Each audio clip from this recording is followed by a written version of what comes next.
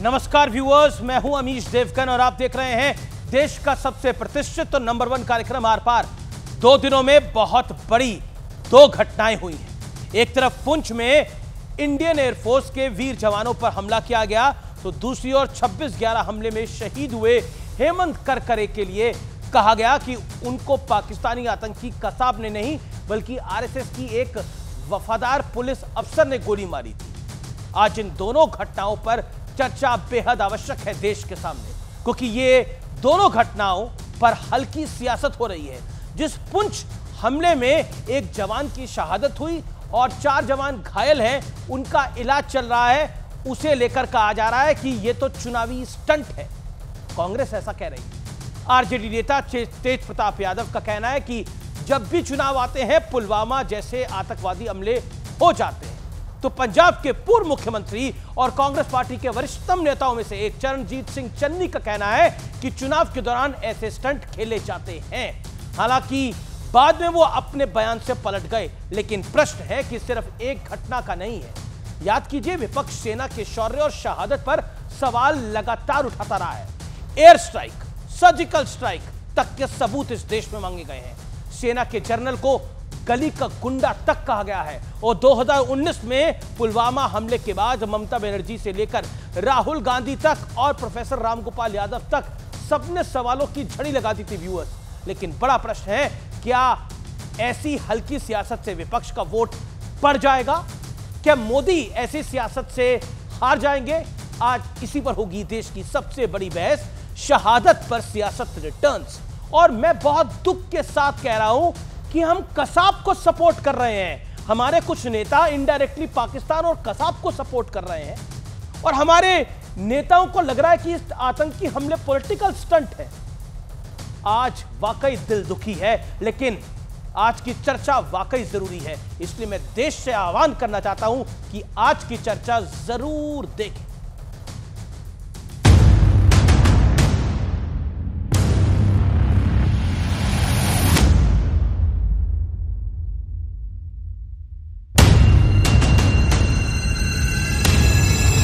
ये स्टंटबाजी हो रही है। इलेक्शन के वक्त इस बार फिर ऐसा ही वाकया हुआ। मोदी जी हड़बड़ाहट करवाते हैं।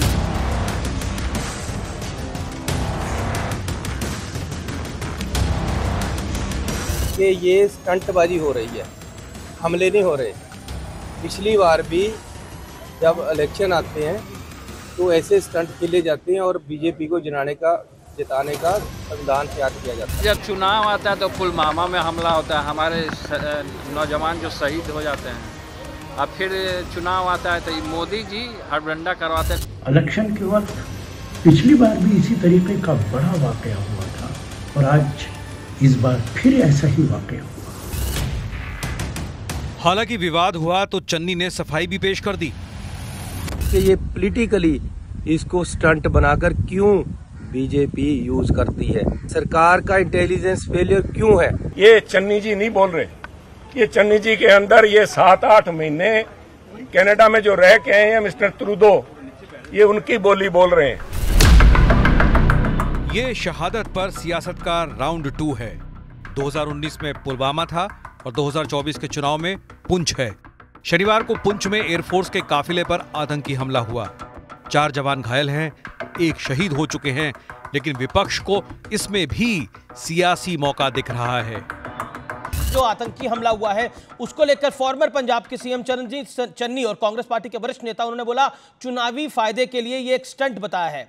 देश के सेना के जवानों के काफिले पर हमला हो और एक जवान बलिदान हो जाए और पाकिस्तान के प्रधानमंत्री की तरह यहां बयान दे रहे हैं। कांग्रेस पार्टी कितना गिरेगी, कितने हल्के बयान देगी। क्या कांग्रेस चुनाव जीतने के लिए अब हमारे वीर सैनिकों को भी अपमान करेगी? उधर महाराष्ट्र कांग्रेस के बड़े नेता विजय वडेट्टीवार ने बेहद शर्मनाक बयान देते हुए कहा है कि मुंबई हमले में शहीद पुलिस अधिकारी हेमंत करकरे की हत्या आतंकवादी अजमल कसाब ने नहीं बल्कि आरएसएस से जुड़े एक पुलिसकर्मी ने की थी। हेमंत करकरे साहेबांचा ती गोळी कसाबच्या बंदुकीतली नव्हती, कुठल्या अतिरेक्यातली नव्हती, तर ती गोळी एका पोलीस अधिकाऱ्यांची होती, आरएसएस समर्पित। आपको बाटला हाउस भी याद होगा कैसे उन्होंने बहुत ही घिनौना अपराध किया। एक शहीद को कटघरे में खड़े जनता और कांग्रेस को माफ नहीं। वो शहीद हेमंत करकरे का की बलिदान का मजाक उड़ा रहे। इस तरह का बयान देकर आप किसको संतुष्ट करना चाहें? सवाल है कि क्या शहादत का अपमान करके कांग्रेस का वोट बढ़ जाएगा? आज इसी पर होगी देश की सबसे बड़ी बहस। क्या वाकई इस देश में शहादत इतनी हल्की है जिसका अपमान कुछ सियासी फायदे के लिए हो रहा है, चंद वोटों के लिए हो रहा है? शहादत पर सियासत वाली विपक्षी सोच का विश्लेषण। 2019 पुलवामा हमला, ममता बनर्जी टीएमसी की चुनावों से ठीक पहले यह हमला क्यों हुआ? चरणजीत सिंह चन्नी 2024 में पुंछ हमला। जब चुनाव आते हैं तो ऐसे स्टंट खेले जाते हैं। क्या आतंकी हमला स्टंट है? ये कांग्रेस पार्टी क्या ये सोचती है?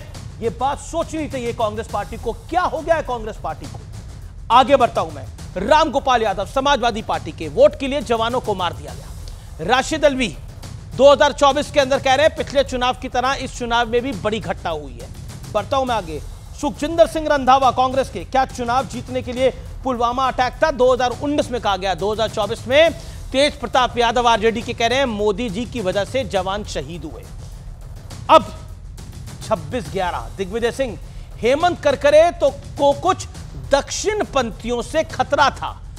विजय वडेट्टीवार ये नेता कांग्रेस के हैं और नेता प्रतिपक्ष है महाराष्ट्र में, यानी कांग्रेस पार्टी का चेहरा है महाराष्ट्र का।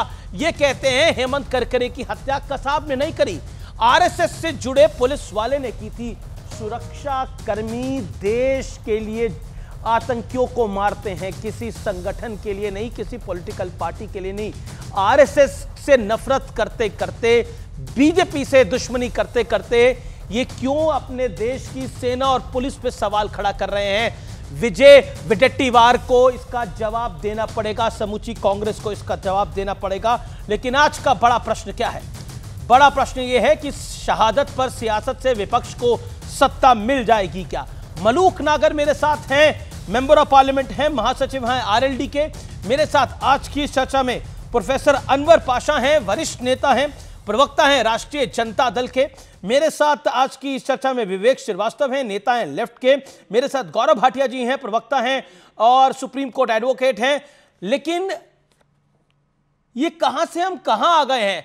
पाशा साहब, इस चर्चा की शुरुआत आप ही से कर लेता हूं। प्रोफेसर अनवर पाशा साहब, आप बहुत पढ़े लिखे व्यक्ति हैं, आरजेडी के थिंक टैंक माने जाते हैं। एक बात बताइए, ये किस तरह की बयानबाजी से विपक्ष को क्या ज्यादा वोट मिल जाएंगे?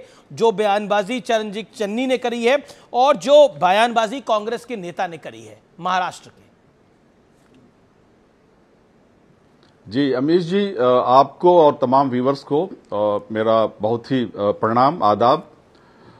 ये बहुत दुखद है, इसमें कोई दो राय नहीं कि बहुत दुखद है कि सेना को हम राजनीति में घसीटने की कोशिश करते रहे हैं और इसमें किसी एक पार्टी को नहीं, बल्कि मैं तो इसका श्रेय देना चाहता हूं अपने प्रधानमंत्री जी को, जिन्होंने पिछले इलेक्शन में 2019 के इलेक्शन में, आपको याद होगा जब पुलवामा की घटना हुई थी, तो उन्होंने महाराष्ट्र में भाषण देते हुए ये कहा था, नौजवानों से अपील किया था कि क्या आपका वोट इस बार पुलवामा के शहीदों के नाम हो सकता है। ये इस तरह की सियासत की शुरुआत हमारे प्रधानमंत्री जी ने की थी और जाहिर है कि इसी का असर है कि आज भी आपने देखा होगा कि गवर्नर, देखिए सवाल उठाना, सेना हमारे लिए बहुत ही सम्मानजनक है। सेना में कोई भी हमारा जो जवान शहीद होता है वो देश के लिए शहीद होता है, देश के लिए अपनी जान को कुर्बान करता है। कितना है मैं आपको एक उसकी बानगी बता देता हूं।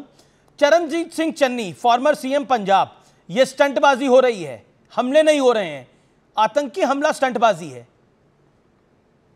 अब आप बताइए मुझे, विजय वडेट्टीवार एलओपी महाराष्ट्र सदन में कांग्रेस पार्टी के चेहरा जो महाराष्ट्र के हैं, हेमंत करकरे की जो हत्या करी वो एक आरएसएस के पुलिस वाले ने करी। हेमंत करकरे साहब की शहादत को मैं हत्या नहीं कहता, मैं शहादत कहता हूं उनको। आप उनके लिए हत्या का इस्तेमाल करें शब्द, मैंने नहीं हत्या का इस्तेमाल करा, मैंने नहीं हत्या का इस्तेमाल करा, मैं ये विजय वडेट्टीवार आपके सहयोगी पार्टी ने हत्या का इस्तेमाल किया। उस विषय पर हेमंत करकरे जो शहीद हैं, हमारे हेमंत करकरे, उनको नमन करते हुए मैं ये कहना चाहता हूं कि उनकी बीवी का बयान, उनकी पत्नी का बयान भी आप जरा सुना दीजिए कि उन्होंने क्या बयान दिया था। दूसरी बात यह कि पुलवामा पर हमारे जो गवर्नर हैं, पूर्व गवर्नर जम्मू कश्मीर के, उन्होंने जो बयान दिया है कि किस तरह से वहां पुलवामा में जो शहीदों की, जो हमारे जवानों की शहादत हुई, उसमें किसकी कमी थी, किसकी गलती थी। उनको प्लेन प्रोवाइड नहीं किया गया, उस रास्ते से ले जाया गया जो रास्ता बहुत ही खतरनाक रास्ता है, और उसकी पहले से इंटेलिजेंस ने खबर दे दी थी कि इस रास्ते से इतने बड़े कन्वॉय का जाना, हमारे जवानों के कन्वॉय का जाना वो खतरनाक है। इसके बावजूद उनको नहीं प्रोवाइड किया गया, उनको हवाई जहाज नहीं प्रोवाइड किया गया। देखिए, कुछ फैक्चुअल बातें करनी चाहिए। गवर्नर के पास इंटेलिजेंस रिपोर्ट नहीं होती है, लेकिन फिर भी मैं गौरव भाटिया से, बीजेपी के प्रवक्ता के पास, अब आपने बोला सर, गौरव भाटिया के पास चलता हूं मैं। गवर्नर ने ये अनुरोध किया था सरकार से, केंद्र सरकार से, कि इस मौके पर हवाई जहाज प्रोवाइड किया जाए। Okay, you made your point sir, you made your point. Okay, Gaurav Bhatia एक पॉइंट सर, टाइम लिमिट है ना सर, टाइम लिमिट तो तय करनी पड़ेगी ना। आप ही निरंतर अगर बोलेंगे तो मेरे बाकी वक्ता कब बोलेंगे? एक सेकंड सर, अभी शांत रहिए। सरकार की चूक पर उंगली उठाना क्या ये गलत है? ठीक है गौरव भाटिया, हमारे शहीदों की जान जा रही है। ठीक है गौरव भाटिया, आपकी बारी है। उठाना गलत है क्या? ओके, मेरा निवेदन है कि सब अपनी अपनी बारी पे बोले। गौरव भाटिया की बारी है। देखिए, ऐसा है, सबसे पहले तो मैं भारतीय जनता पार्टी की तरफ से और हर नागरिक की तरफ से श्रद्धांजलि अर्पित करता हूं, जो हमारे वीर सैनिक, हमारे भाई की शहादत हुई है उसे, और 4 जो हमारे सैनिक भाई घायल हुए हैं, मैं ईश्वर से प्रार्थना करता हूं वो जल्दी स्वस्थ हों। लेकिन अमीर जी, पहले मैं अपनी बात रखूं उससे पहले एक सवाल है मेरा तीनों पैनलिस्ट से। आप देखिए, ये लोग भारत के खिलाफ भी बयान देते हैं, सेना के भी। आप मेरा समय अभी रोकिए, पहले इनके पास जाइए, इनसे पूछिए। इनको ये भी नहीं पता होगा कि जिसने शहादत दी है उस वीर सैनिक भाई का नाम क्या है। पूछिए इनसे, तीनों में से कोई भी बता दे बिना गूगल किए। पाशा जी से ही पूछ लीजिए सबसे। पाशा जी बताइए, जिसने शहादत दी है उसका नाम बताइए, फिर मैं बताता हूँ पाशा जी क्या करिए। जिसकी शहादत हुई है उसका नाम? देखिए, ये कोई इसका सवाल जो है, शहादत दिए हुए हमारे लिए जवान, चाहे उनका नाम कुछ भी हो, हमारे वो जवान जो हैं, जिनकी जान शहादत उन्होंने दी है अपनी जान की, हम उन्हें सैल्यूट करते हैं, उन्हें श्रद्धांजलि देते हैं। लेकिन आपने गौरव जी आप उनका नाम जानते थे, गौरव जी आप उनका नाम जानते हैं, लेकिन इसके बावजूद नाम जानना इंपॉर्टेंट नहीं है। पर मेरा पॉइंट ये कि जिसकी शहादत हुई है उसका नाम तो पता ही होना चाहिए, जो देश के ऊपर कुर्बान हो गया, देश के लिए जो शहीद हो गया, उसके ऊपर कुछ उसका नाम तो हमें याद रखना चाहिए। अगर हम उसके लिए इतनी बड़ी बड़ी बातें कर रहे हैं, मेरा बस निवेदन यही है। इसमें मैं पॉलिटिक्स नहीं करना चाहता, लेकिन मेरा निवेदन यही है। हमारे लिए हर जवान बराबर है। ओके, गौरव भाटिया कुछ भी हो। धन्यवाद।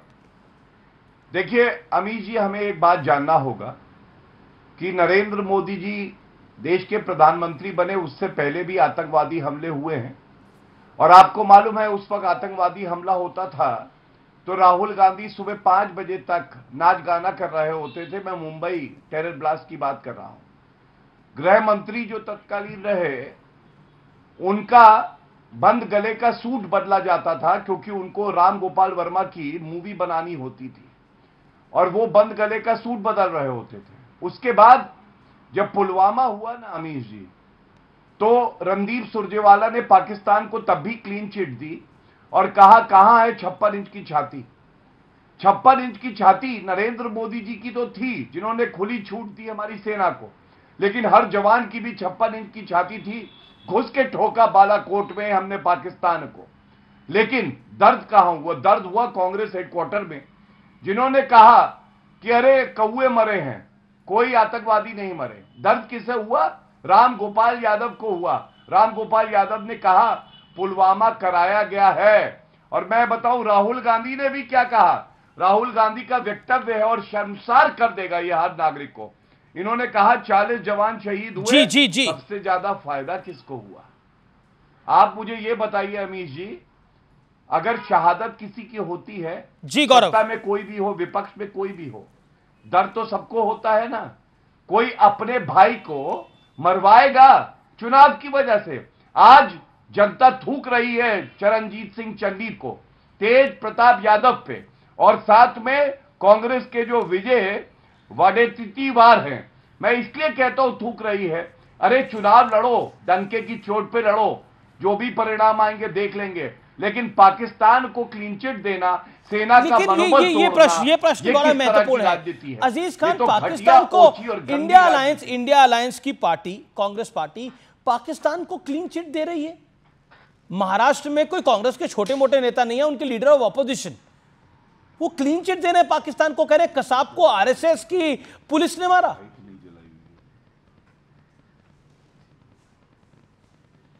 देखिए अमीश जी, माफ करिए, हेमंत करकरे को आरएसएस की पुलिस ने मारा। और सर देखिए सर, अमीश जी मुझे मौका दें। देखिए, सेना और सेना के पराक्रम, उसके शौर्य पे कोई सवाल नहीं उठा सकता।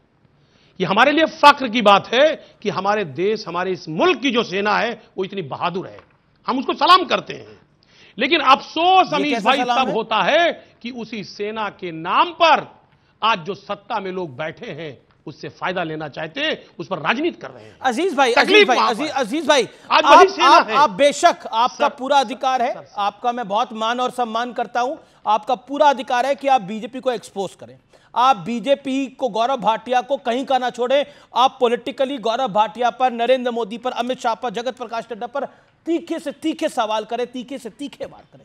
मैं आपसे जानना चाहता हूं, दिल की गहराइयों से आज ये सवाल मैं पूछ रहा हूं, और मैं ये देश के लिए आपसे सवाल पूछ रहा हूं, क्या आपको लगता है कि हेमंत करकरे की हत्या कसाब ने नहीं करी थी और हेमंत करकरे की हत्या आरएसएस ने करी थी?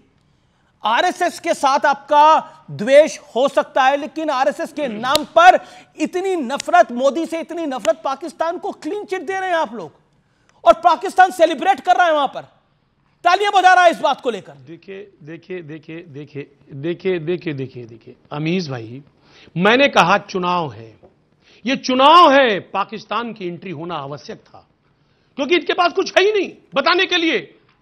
पाकिस्तान ये एंट्री बाकी थी और आ गई। हकीकत यह है कि माननीय मोदी जी आप 10 साल की उपलब्धियों को नहीं बता पा रहे हैं, क्योंकि उनके पास कुछ है ही नहीं। पाकिस्तान एक सेकंड, विजय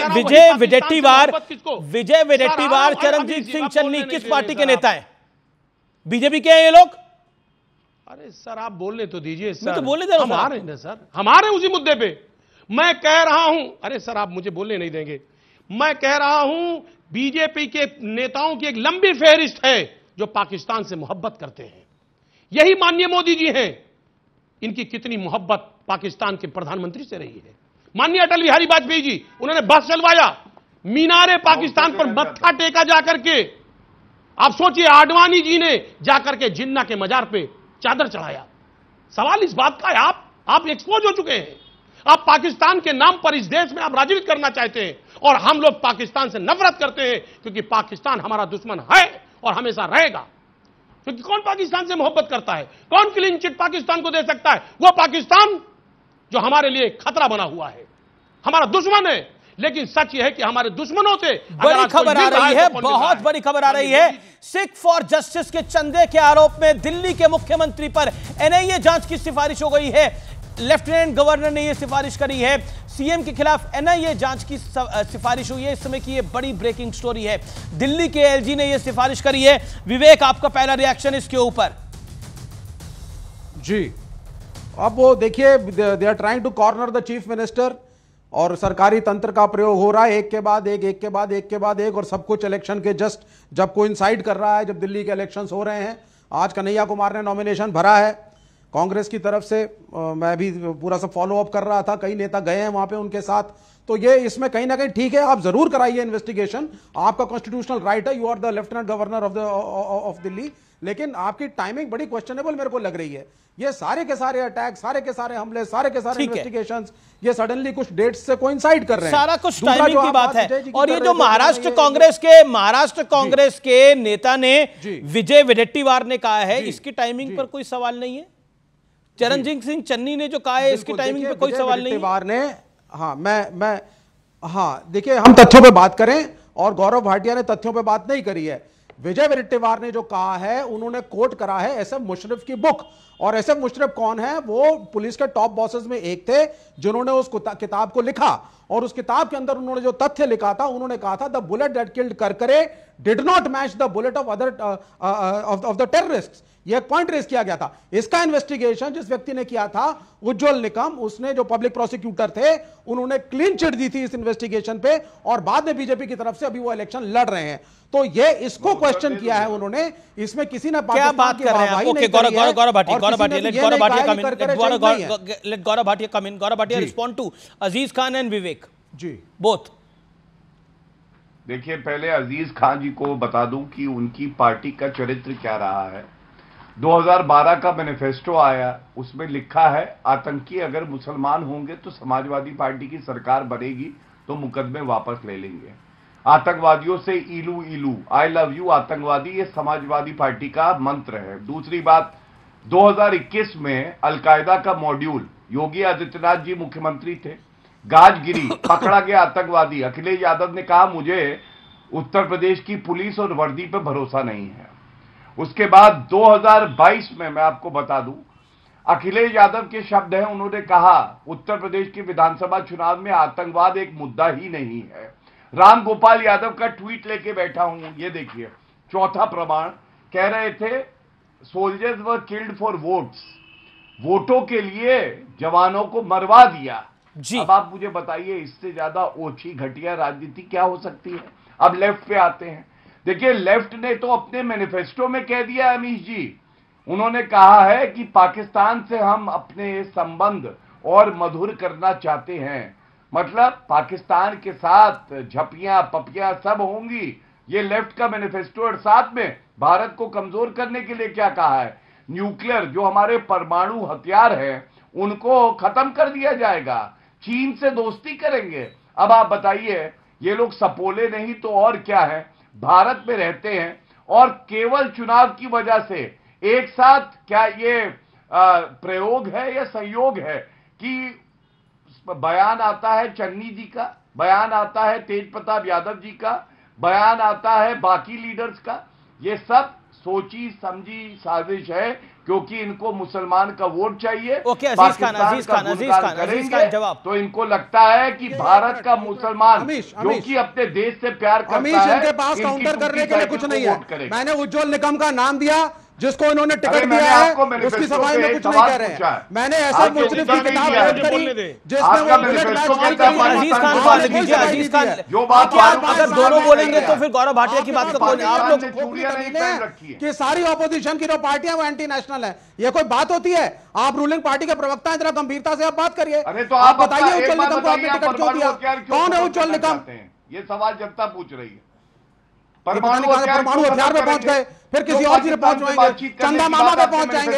अरे भाई साहब, डिबेट का मौजूद जो आज अमीश देवबंद ने सेट किया है, उसके ऊपर बात करिए ना।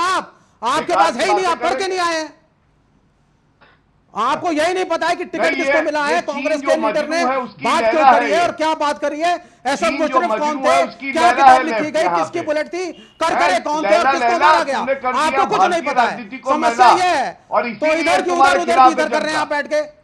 अरे चीन की लैला, तुमने किया भारतीय राजनीति को मैला। वही चीन और पाकिस्तान, यही सब बैठ के करिए। ऐसा करारा जवाब। ओके, अजीज खान कुछ कहना चाह रहे हैं। लेकिन देखिए गौरव, ऐसा तो नहीं है कि देश की हर पॉलिटिकल पार्टी बीजेपी के अलावा वो सब एंटी नेशनल है, ऐसा तो नहीं है। ये लोग भी देश को प्यार करते हैं, लेकिन हाँ, इनके कुछ नेता हैं जो ऐसे बयान दे देते हैं जो इनको फंसा देते हैं, फिर ये उसको जस्टिफाई करने के चक्कर में और इनको सपोर्ट करने के चक्कर में ये फंस जाते हैं। सोनिया गांधी, राहुल गांधी का उन्होंने कहा ये गलत बोल रहे हैं, शशि वही नहीं किया। देखिए, ओके अजीज खान, मतलब वो कहते हैं ना कि जलती लकड़ी उठा लेना। अजीज खान, जलती लकड़ी को उठा लेना, मतलब ये जलती लकड़ी को उठाने के बराबर है। अमीश भाई एक मिनट, आप मुझे बताइए, देखिए मैं प्रोफेसर रामगोपाल यादव के जो स्टेटमेंट हुई वो स्टेटमेंट पुरानी हो गई, मैं तो आज की बात कर रहा हूं जी। मतलब क्या हो गया कांग्रेस पार्टी को और क्या हो गया आपके अलायंस को? सोच के देखिए, कसाब को पाकिस्तान के आतंकी ने नहीं मारा, आरएसएस ने मारा। मतलब ये सोचना, ये कहना, ये अपने आप में कितना गलत है। अरे आरएसएस और मोदी और बीजेपी से नफरत करते करते आप लोग पाकिस्तान की बात कर रहे हैं भाई, सोच के तो देखिए एक बारी। देखिए अमीश भाई, मुझे मौका दे दे, मुझे बात रखने दे। अभी गौरव भाटिया ने बड़े बड़े आरोप लगाए कि समाजवादी पार्टी पुलिस पर सवाल खड़ा कर रही है, एनआईए पर सवाल खड़ा कर रही है। मैं जानना चाहता हूं कि गुजरात में 124 लोगों पर यूएपीए लगाया गया था, 19 साल बाद वो सब बरी हो गए। अभी 2019 में अमरोहा में एनआईए ने कहा कि साहब कुछ लोग रॉकेट लॉन्चर बना रहे थे, चुनाव का वक्त था, आपने क्या देखा? वो ट्रैक्टर का हाइड्रोलिक निकला। मैं बताना यह चाहता हूं, यह ऑफिशियल रिकॉर्ड है। हकीकत यह है कि भरोसे की बात आप कर रहे हैं। चुनाव के लिए आप किसी हद तक जा सकते हैं, पहली बात तो आप समझिए। दूसरी बात, आप कह रहे हैं साहब आतंकवादी घटना रुक गई, उरी और पठानकोट कब हुआ अंदाजा है आपको? जब हमारे देश के यशस्वी प्रधानमंत्री पाकिस्तान का दौरा करते हैं, उसके बाद उरी और पठानकोट होता है। हकीकत यह है कि आप खुद उस चक्रव्यूह में खुद फंस रहे हैं और दूसरों पर आप निशाना साध रहे हैं। आपको देश से मोहब्बत नहीं है, आपको चुनाव से मोहब्बत है, आपको सत्ता से मोहब्बत है, आप दूसरों पर आरोप लगा रहे हैं। मैं चाह रहा हूं कि एक एक करके जवाब दिया जाए। ओके, मलूक नागर भी हैं मेंबर ऑफ पार्लियामेंट मेरे साथ, ओके एनडीए के, लेकिन मैं मलूक नागर आपके पास भी आता हूं, लेकिन गौरव भाटिया आप 10 सेकंड इंतजार करिए, मलूक नागर के पास में जा रहा हूं। मलूक नागर साहब, आखिरकार ये बयान, जो बयान देश के लिए घातक है और जो बयान पाकिस्तान को क्लीन चिट देते हैं, वो बयान क्यों दिए जाते हैं? इससे क्या फायदा होता है? देखिए अमीर साहब, बात यह है कि बात ये पूरे वर्ल्ड में आपके सारे राष्ट्रीय चैनल देखे जाते हैं और सारे लोग वहां चैनलों पे खबर देख करके जो देश की छवि खराब हो रही है, ये बहुत चिंतन का विषय है। कोई भी, चाहे वो कांग्रेस के एक्स चीफ मिनिस्टर हो पंजाब के, पता नहीं दिमाग का दिवाला निकल गया, क्या बोल रहे हैं क्या नहीं बोल रहे हैं। जो देश के लिए शहीद हो रहे लोग, जो देश एक तरफ तरक्की कर रहा है और एक तरफ देश के लोग शहीद हो रहे हैं, और उनपे तुम इतना खराब, इतना स्तर गिरा के बयान दे रहे हो। उनके घर वालों की क्या हालत हो रही होगी इन लोगों की बातें सुन के, इनके बयान सुन के। और दूसरे पूरे वर्ल्ड में जो दूसरे देश हैं, वहां जो हमारे लोग रह रहे हैं या जो दूसरे देश के लोग हमारे देश में निवेश करना चाहते हैं, उनकी नजरों में। लेकिन मलूक आप इस समय, मलूक नागर आप इस समय मुंबई में हैं। अभी रुको, एक सेकंड, नहीं मैं रुक रहा हूं, मैं आप मुंबई में हैं इस समय। मलूक नागर, एक सवाल का जवाब दीजिए। जी आप मुंबई में हैं। मैं क्या कह रहा हूं? नहीं आप मुंबई में, एक सेकंड मलूक नागर, मेरे सवाल का जवाब, ना एक सेकंड रुकना पड़ेगा भैया। अब मलूक जी, आप मुंबई में इस समय? जी आप मुंबई में हैं, कि आपको जमीन पर जो हेमंत करकरे के बारे में जवाब, जो बात कही गई, कांग्रेस के नेता ने बोला, जो महाराष्ट्र के सदन में नेता प्रतिपक्ष है, कांग्रेस का चेहरा है महाराष्ट्र का, क्या उस बयान के ऊपर गुस्सा है पब्लिक के बीच में? साहब, जो ये कुछ चुनिंदा लोग हैं जो ऐसा व्यक्तिगत फायदे के लिए या दिमाग के हालत सही नहीं है ऐसे बयान देते हैं, पूरी की पूरी कांग्रेस को मरवाने के चक्कर में पूरा विपक्ष मर जाएगा। और मेरे हिसाब से ये खुद अपनी मौत खुद बुला रहे हैं इस तरीके से बोल करके। ये क्यों ऐसी देश की छवि खराब कर रहे हैं, क्यों ऐसे लोगों को ऐसा सोचने पे मजबूर कर रहे हैं, जो इनकी कुछ सीटें आती वो सीटें भी नहीं आ पाएंगी। और विपक्ष भी इतना कमजोर तो नहीं होना चाहिए देश बढ़िया तरक्की करने के लिए कि कुछ लोग खड़े हों। ये पता नहीं क्या सोचते हैं, क्या दिमाग का दिवाला निकल गया है। देश के खिलाफ बोल रहे हैं, जो लोग देश के लिए अपनी जान गंवाते हैं, देश के जो सैनिक हैं उनके खिलाफ बोल रहे हैं, जो देश के शहीद हो रहे हैं उनकी शहादत पे ये इतनी गंदगी तक उतर के इतना स्तर नीचे करके आके कुछ भी बोल रहे हैं, सोच ही नहीं रहे हैं क्या बोल रहे हैं। मेरे लिए ये, मेरे हिसाब से तो ये professor Anwar Pasha, professor Anwar Pasha, professor Anwar Pasha, और ऐसी बातें क्या चंद वोटों के लिए, जैसे बीजेपी ने आरोप लगाया, जैसे मलूक नागर ने आरोप लगाया कि कुछ वोटों के लिए ये पूरा खेल करा जा रहा है, इसके ऊपर तेज प्रताप यादव ने भी बयान दिया जो आपकी पार्टी है कि मोदी जी की वजह से ये सब कुछ हो रहा है।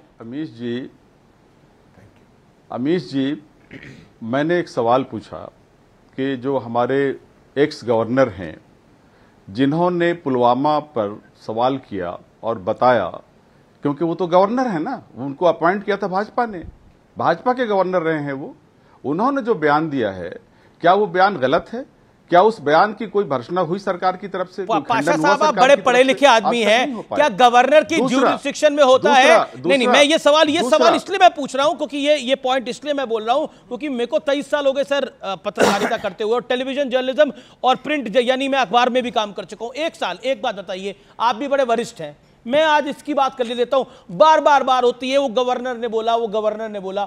गवर्नर की ज्यूरिसडिक्शन में होता है कि वो किसी को हवाई जहाज दे सके, वो खुद तो प्राइवेट प्लेन से चलते हैं गवर्नर, और वो उसकी ज्यूरिसडिक्शन में होता है कि वो, और आर्मी की मूवमेंट, एक सेकंड, आर्मी की मूवमेंट कॉन्फिडेंशियल होती है, गवर्नर को आइडिया भी नहीं होता कई चीजों का। गवर्नर का काम नहीं आर्मी की मूवमेंट को तय करना। वो सतपाल मलिक कुछ भी बोल रहा है, नहीं आप देखिए, वो सतपाल मलिक जी बहुत सम्मानित आदमी है, लेकिन वो कुछ भी बोल रहे हैं, वो कुछ भी माना जाएगा, वो सही नहीं है। वो अपने को हेडलाइन में लाने के लिए, अपनी दुकान को चलाने के लिए इस तरह की बातें कर रहे थे, गलत है वो बात पूरी तरह से, वो लॉजिकल है ही नहीं किसी एंड। आप जवाब देने दीजिए जी, बोलिए अमीश जी, आप जवाब दीजिए, जवाब देने का मौका दीजिए जी, जवाब का मौका दीजिए जी। जम्मू कश्मीर जो है वो केंद्र शासित राज्य है इस वक्त, है ना, और गवर्नर वहां का सर्वे सर्वा है, और गवर्नर ही सारी रिपोर्टिंग करता है केंद्र सरकार। गवर्नर ने सिफारिश की थी कि जवानों को पुलवामा से लाने के लिए हवाई जहाज भेजा जाए, फाइल पड़ी हुई थी, लेकिन वो फाइल सरकार के यहां पड़ी रह गई, सरकार ने कोई हवाई जहाज का इंतजाम नहीं किया। गवर्नर के पास इंटेलिजेंस की भी खबरें होती हैं, गवर्नर जम्मू कश्मीर का प्राइम मिनिस्टर को रिपोर्ट करता है, सर गवर्नर को रिपोर्ट नहीं करता, ठीक है, लेकिन फिर भी आप बोल रहे हैं, मैं गौरव भाटिया से इसका रिएक्शन लेता हूं, लेकिन इस समय की बहुत बड़ी खबर, आचार्य प्रमोद कृष्णम का बहुत बड़ा दावा है। ये दावा अपने आप में राम मंदिर पर राहुल गांधी की प्लानिंग का खुलासा कर दिया है। सरकार बनने पर सुप्रीम कोर्ट का फैसला पलट देंगे राहुल गांधी। इस तरह की करीबियों के साथ मीटिंग करी थी राहुल गांधी ने जब आचार्य प्रमोद कृष्णम पार्टी में थे, शाह बानो की तरह, यानी राजीव गांधी ने शाह बानो का फैसला पलटा था। और अगर इंडिया अलायंस सरकार में आता है तो आचार्य प्रमोद कृष्णम का दावा है कि फैसला पलट दिया जाएगा राम मंदिर का। यह अपने आप में बहुत बड़ी बात है। गौरव भाटिया जी, लेकिन इस पूरे मुद्दे के ऊपर आचार्य प्रमोद कृष्णम ने क्या बोला है और राधिका खेड़ा ने क्या बोला, सुनिए जरा। जब राम मंदिर का फैसला आया, राम मंदिर बनना शुरू हुआ, उसके बाद राहुल गांधी जी ने अपने नजदीकी लोगों की एक बैठक में अमेरिका के रहने वाले अपने एक शुभचिंतक के कहने पर, इशारे पर, सलाह पर यह बात कही थी कि अगर मंदिर का फैसला आया और मंदिर बनना शुरू हुआ तो कांग्रेस की एक बैठक हुई, राहुल गांधी जिस बैठक में थे उसमें बात हुई कि अगर हमारी सरकार बनती है तो सुपर पावर कमीशन बना के राम मंदिर का फैसला हम बदल देंगे, जैसे शाहबानो के टाइम पर राजीव जी ने फैसला बदला था। अगर वो कह रहे हैं तो मुझे लगता है इसमें जरूर कुछ बात होगी, क्योंकि मैंने नहीं कभी उनको निराधार कोई बात करते हुए कहा है, सुना है कभी भी।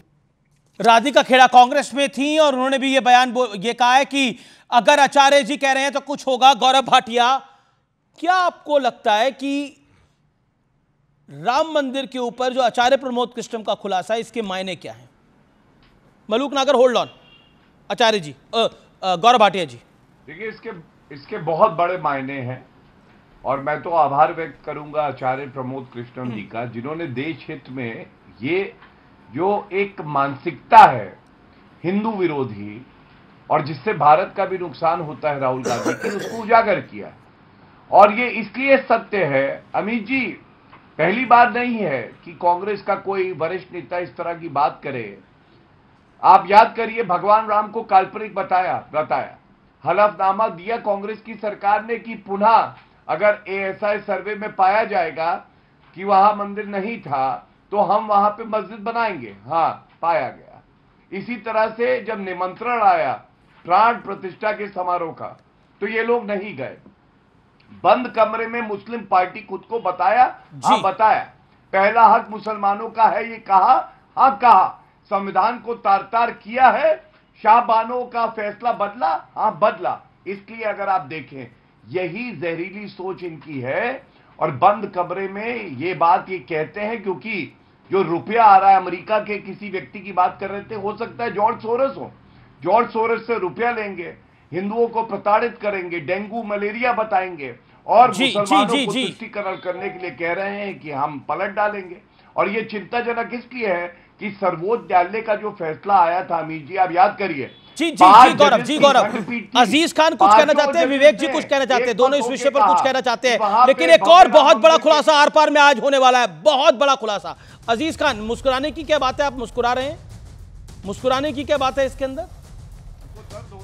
देखिए अमरीश भाई, मैं मुस्कुरा इसलिए रहा हूं कि प्रमोद कृष्णन जी, राधिका खेड़ा जी, ये जब पार्टी में थे, ये थे और ये थी, तो उस वक्त ये खुलासा क्यों नहीं किया?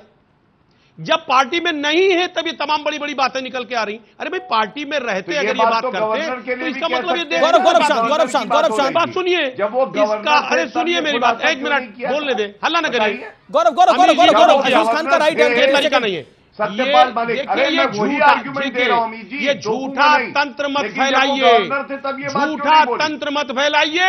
देश की जनता समझ रही है। अभी मंगल सूत्र की बात हुई है। ओके, मलूक नागर देखिए जो हमारे, देखिए साहब, ये नया सुनो, जो हमारे अभी मैं कह रहा हूं देश में जो कांग्रेस के साथी बैठे हैं करोगे और जो ये बोल रहे हैं कितना नफरत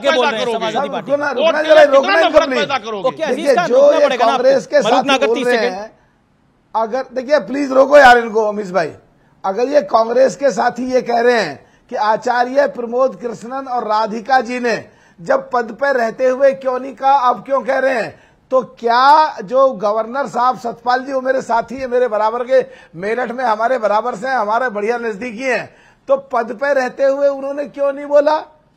उनकी बात तो तुम बाद में बोलने को कंसीडर कर रहे हो, और जो आचार्य प्रमोद कृष्णन और राधिका जी की बात को कंडम कर रहे हो। दूसरा, भाटिया जी ने काफी बातें बोल दी, लेकिन एक दो चीजें रह गई। जिस दिन कांग्रेस का अध्यक्ष खड़गे साहब अध्यक्ष बने, उस दिन उन्होंने कहा ये पूरा देश अगर भाजपा की सरकार आ गई तो सनातनी हो जाएगा। रोज साउथ से इनके जो पार्टनर हैं सो कॉल्ड इंडिया गठबंधन के, वो सनातन के खिलाफ बोलते हैं। तो राहुल अजीज खान 10 सेकंड, अजीज खान 10 सेकंड देन गौरव भाटिया। किसी की हिम्मत नहीं है 75-80% लोग देश के मुंगेरी लाल के हसीन सपने देख रहे हैं, मुंगेरी लाल के हसीन सपने देख रहे हैं, कुछ होने वाला है नहीं इनका। जिम कॉर्बेट में शूटिंग कर रहे थे पुलवामा के समय, अमीर जी ये भी जनता को बताइए। एक सेकंड, इंडिया अलायंस तय करे ना, कौन बोलेगा? अजीज खान बोलेंगे, पाशा साहब बोलेंगे, प्रोफेसर पाशा बोलिए, प्रोफेसर पाशा बोलिए। कर रहे थे, क्या कह रहे हैं आप? अभी गौरव जी गिना रहे थे कि गौरव जी ये बात बता रहे थे कि पुलवामा के समय कौन क्या कर रहा था। ये भी उनको याद करना होगा कि पुलवामा अटैक के समय हमारे प्रधानमंत्री जी जिम कॉर्बेट पार्क में शूटिंग कर रहे थे और उसी समय गवर्नर ने फोन किया, गवर्नर ने जब उनसे कहा तो उनको प्रधानमंत्री जी ने कहा कि मुंह बंद। गौरव भाटिया जवाब, audio down, Gaurav Bhatia 30 seconds. देखिए, मैं फिर कहूंगा प्रधानमंत्री जी के लिए इस तरह से झूठे थत्ते फैलाना अपने आप में आपत्तिजनक है। प्रधानमंत्री जी ने भी और कई बार हम लोगों ने बिल्कुल स्पष्टता से कहा है, जैसे ही सूचना लगी प्रधानमंत्री जी ने हमेशा देश की चिंता करी है और आतंकियों को ढेर करवाया है, वही किया। लेकिन एक तस्वीर दिखाता हूं उदाहरण के तौर पे, जो करारा जवाब है इनको। ये तस्वीर देखिए यासीन मलिक की है, कश्मीर के संदर्भ में बात हो रही है। प्रधानमंत्री के घर पे चाय पी के बताता था कश्मीर नीति क्या हो, अब क्या बदला है जनता देख रही है। ये देखिए, बाल से पकड़ के घसीटा है इसे, जिसने हमारे 4 एयरफोर्स ऑफिसर्स को शहीद किया।